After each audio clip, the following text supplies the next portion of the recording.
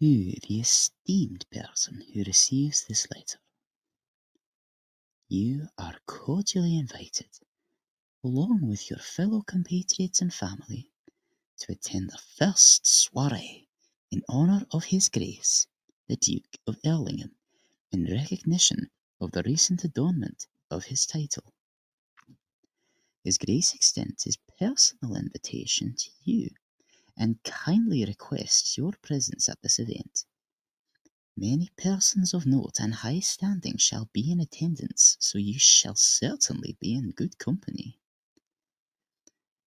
The night's festivities shall commence from 9 o'clock in the evening, with introductions made courtesy of the new Duke himself, and guests will be permitted to take in the grounds of his new home. The Duke shall himself lead the proceedings of the evening, concluding the night as he sees fit, with speech and spectacle. You will of course be catered for, and elegant entertainment shall too be provided. You shall need gala-appropriate wear in order to attend. His Grace is not one to celebrate lightly. Please provide a response by the 10th of this month to Erlingham House. We humbly await your correspondence and anticipate your presence with fervent excitement. Signed, on behalf of His Grace, the Duke of Erlingham.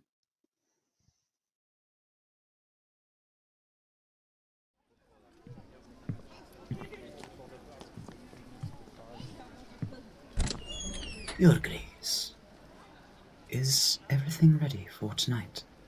Yes, sir. All preparations have been made.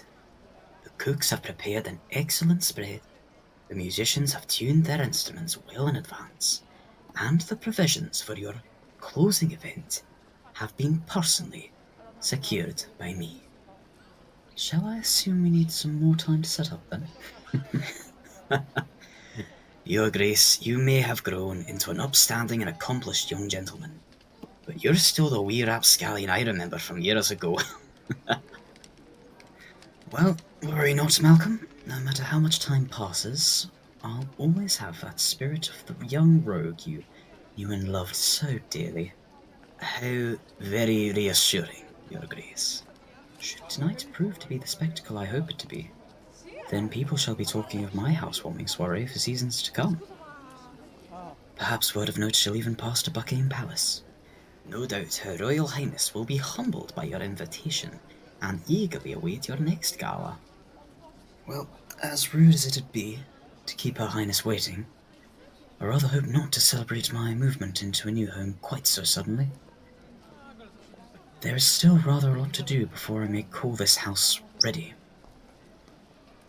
There are several rooms I have yet to redecorate, and I should like to enjoy some of the quieter pleasures of life after tonight's events. I feel as though I must restrain my desire for excessive festivities and enjoy the slower ebb and flow the city provides. Now that, sir, is truly a relief. Unfortunate as it may seem, Malcolm, I shall not be a young man forever. What's more, I rather think my new neighbours would grow to resent me were I to keep them up each and every night with the scale of my normal parties. And by neighbours, you of course mean the city itself. Touché. I often forget that my skill for sarcasm and satire I inherited from you. An impact I am exceedingly proud to have had upon you, Your Grace. Malcolm, do you suppose... Well, I mean, do you think that... were he here to see all of this, your father would be most proud to see his own sense of eccentricism is well embodied in yourself, sir. I'm sure he'd be overjoyed to attend. Would that he could. Your Grace, please forgive me. I didn't mean to cause any offence. It's quite all right, Malcolm, truly. It makes me happy to hear. Your father was truly an exceptional gentleman. The pinnacle of dignity, honour, goodwill, traits all exemplified By you, your grace. I have strived in all I have done to be half the man he was. I hope one day to be as great a man as he. As your father said, any caliber of men can be great. A man should strive for goodness in life, not greatness. True enough that greatness is, and always will be, the measure of one's deeds. But goodness is the measure of one's soul. It served him well. My father always did have the mind of a sage, even now whenever I do need him. His grace inspired goodness in all of us. Nary a soul he could regard with discontent. Yes, well, I'm sure were he here now, he'd tell me what a frightful drag I'm putting on the mood. Especially when I have yet to decide what I'm to wear. Now let's see. Malcolm, which colour do you think best befits the nature of the evening? Blue, white, or green? Your grace. I'm drawn to the blue. It certainly coincides with the extravagant nature of tonight, and I rather feel the white is, well, ceremoniously inappropriate. This is a soiree in my honour, after all. I'm not becoming a godfather this day. I wouldn't be so sure, your grace. Many of your guests seem keen to ask you a favour. They come to me today.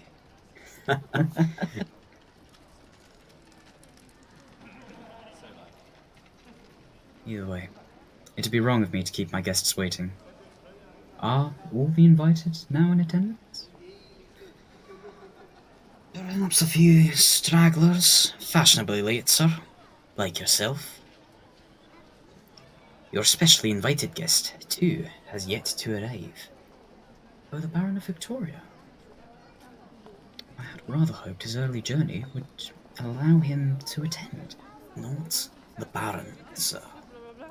The other invited guest of yours. Ah, of course. Well, the delay, if nothing else, allows me more time to prepare myself. Shall I halt the proceedings, your grace? No, it's quite all right, Malcolm. I shall be ready to greet my assorted guests momentarily. Very good, sir. Oh, and sir, try the green. It is after all the colour of good fortune, and I believe it befits the style of your soiree the best.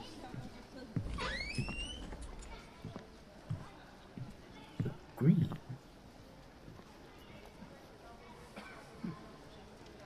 Rather a good choice. Yes, it'd certainly make an impression. I'm sure this will catch many eyes. Very bold, very stark. And it's exactly right for the night.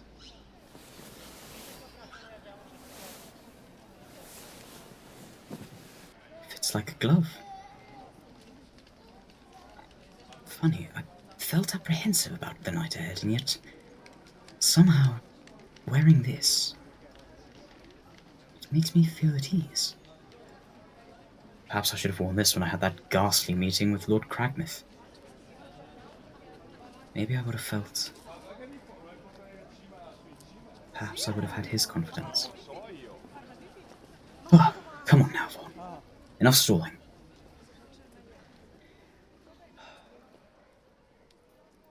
It's showtime, Father.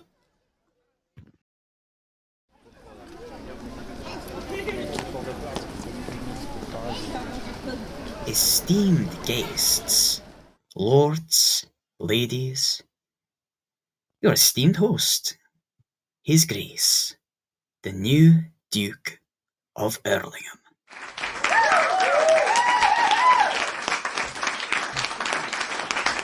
Thank you, friends.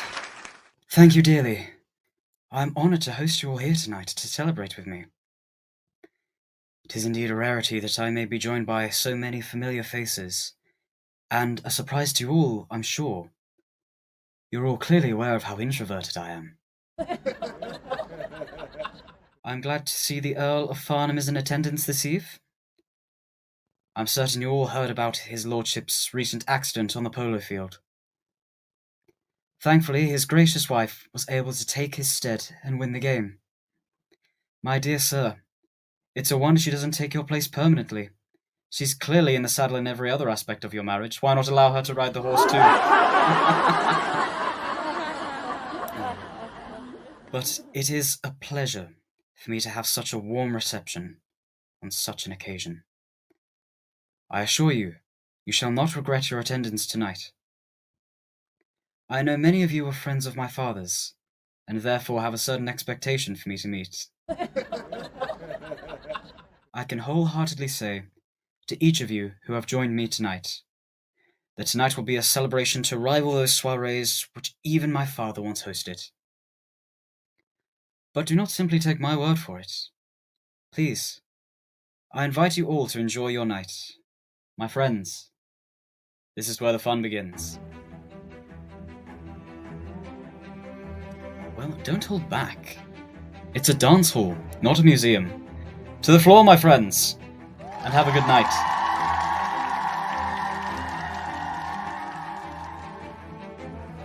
Seems the evening's off to a good start. A lot of people on the dance floor in just under 3 minutes. I think that's a new personal best. I suppose I should make the rounds. Yes, very good to see you. Hello, how have you been? Oh, I'm in wonderful health, thank you. Oh.